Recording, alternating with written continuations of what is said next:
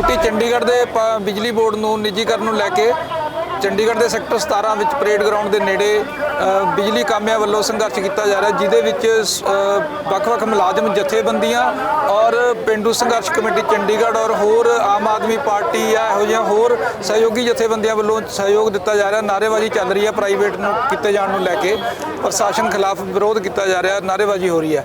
ਅਸੀਂ ਗੱਲ ਕਰਦੇ ਹਾਂ ਇੱਥੇ ਜਿਹੜੇ बिजली कामिਆਂ ਦੇ ਜਿਹੜੀ ਨੈਸ਼ਨਲ ਜਥੇਬੰਦੀ ਦੇ ਸੀਨੀਅਰ ਆਗੂ ਨੇ ਸੁਭਾਸ਼ ਲਾਂਬਾ ਜੀ ਨਾਲ ਗੱਲ ਕਰਦੇ ਹਾਂ, ਪੂਰੀ डिटेल ਦੱਸਣਗੇ ਜਿਹੜਾ ਸੰਘਰਸ਼ ਕਿਉਂ ਕਰਨਾ ਪੈ ਰਿਹਾ।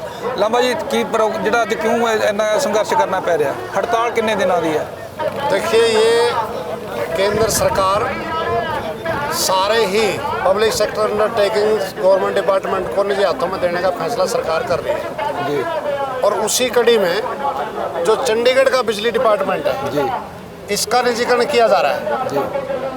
और हम 2-3 सवाल आपके चैनल के मार्फत से सरकार से पूछना चाहते हैं जी। नंबर 1, ये बिजली का निजीकरण करने की किसकी डिमांड है जी? 2 स्टेक होल्डर हैं, एम्प्लॉइज और कंज्यूमर। एम्प्लॉइज और कंज्यूमर दोनों मिलकर के यहाँ बैठे हुए हैं, इस निजीकरण का विरोध कर रहे हैं जी। दूसरा हम ये कह रहे हैं कि पिछले 5 साल से रेट बिजली का नहीं बढ़ा, उल्टा पिछले साल कुछ कम हुआ है।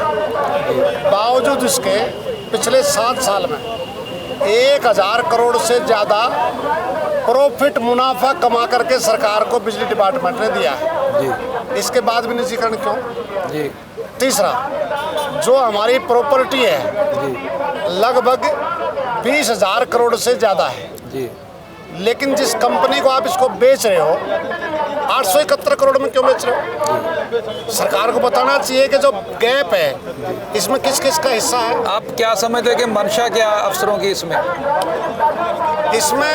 सरकार की मंशा, जो हमारे माननीय प्राइम मिनिस्टर ने बोला था कि सरकार का काम बिजनेस करने का नहीं है जी। मतलब इन सब को अब जो नेशनल मुद्रीकरण पाइपलाइन योजना के नाम पे सबको प्राइवेट हाथों में सौंपा जा रहा है। उसके बाद मतलब कह के सरकार फिर अपने बयान पे मुकर रही है कि बिजनेस फिर कर रही है। अपने जो चहेते पूंजीपति हैं उनको देने के लिए, उनको प्रॉफिट देने के लिए सारा खेल चल रहा है। और इसका परिणाम भी है कि जहाँ लॉकडाउन में, कोरोना में करोड़ों लोग बेरोजगार हो गए, जैसे वहीं अडानी जो है सबसे अमीर कैसे बन गए? इसके पीछे की जो पृष्ठभूमि देखोगे तो अपने आप से कुछ नजर आ जाता है।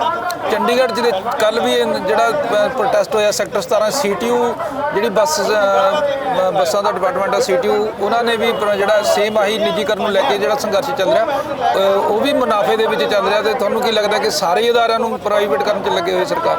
आप देखेंगे रेल, तेल, ढेल, सेल, ट्रांसपोर्ट, बिजली, एयर इंडिया, बंदरगाह, पेट्रोलियम कंपनियां सबको बेच रहे और इससे 6 लाख करोड़ रुपए इकट्ठा करेंगे, जो माननीय फाइनेंस मिनिस्टर की घोषणा है। और जो सरकारी बैंकों से जिसने पैसा ले रखा था वो वापस नहीं दे रहे। और जो कारपोरेट टैक्स है, जब मोदी साहब सरकार में आए थे 30% था, उसको घटा करके 15% कर दिया है, लाखों करोड़ रुपए की राहत। और दूसरी तरफ पेट्रोल, डीजल, रसोई गैस 50% से ज़्यादा टैक्स। भाषण क्या चल रहे हैं? गरीबों के लिए चिंतित हूँ, 4 घंटे सो पाते हैं, गरीबों की चिंता है। हम ये करें कि 8-10 घंटे सोएंगे, कुछ देश बच जाएगा, अदरवाइज सबको बेच रहे हैं। अब जैसे आपकी हड़ताल चल रही है, 3 दिन की हड़ताल है, इसके बाद अगला क्या प्लानिंग होगी? अभी हम वेट एंड वॉच की स्थिति में हैं। 3 दिन का हमने ऐलान किया, हम 24 तारीख को दोपहर तक सरकार की तरफ से इंतजार करेंगे कि सरकार क्या कहना चाहती है। अगर सरकार मुलाजिम के ऊपर कार्रवाई करती है, जैसे पिछले दिन ही कुछ ऑर्डर भी हुआ था कि जो काम नहीं करेंगे नो वर्क नो पे होएगा, ऐसा कुछ हम ये कह रहे हैं कि सरकार क्या कार्रवाई करती है। सवाल ये नहीं है, सवाल ये है कि जो निजीकरण का फैसला है उसको सरकार वापस लेती है नहीं लेती है। अभी मेरे को एक चैनल वाले बता रहे थे कि जो प्रशासक है वो कह रहे हैं कि बिजली कर्मचारियों की नौकरी की गारंटी हम देंगे। कंपनी से एग्रीमेंट कराएंगे। इस देश का कोई भी कानून ऐसा नहीं है गवर्नर साहब जो गवर्नमेंट डिपार्टमेंट के मुलाजिम को किसी प्राइवेट कंपनी का मुलाजिम बना दे। ये कंडक्ट सर्विस रूल लागू होते हैं यहाँ। गवर्नमेंट का मुलाजिम है, उसकी अपॉइंटमेंट हुई है, आप कंपनी का कर्मचारी कैसे बना दोगे? इसलिए सवाल ये है कि हम उस बात पर जा ही नहीं रहे जो जैसे किसान कह रहे थे ना कि हमें इसमें संशोधन नहीं चाहिए, हमें भी वापस चाहिए तीनों कृषि कानून। इसलिए हमें इसमें कोई अमेंडमेंट नहीं चाहिए।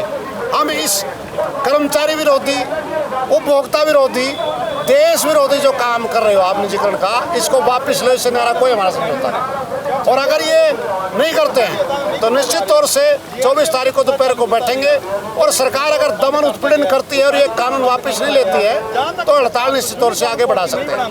Thank you sir.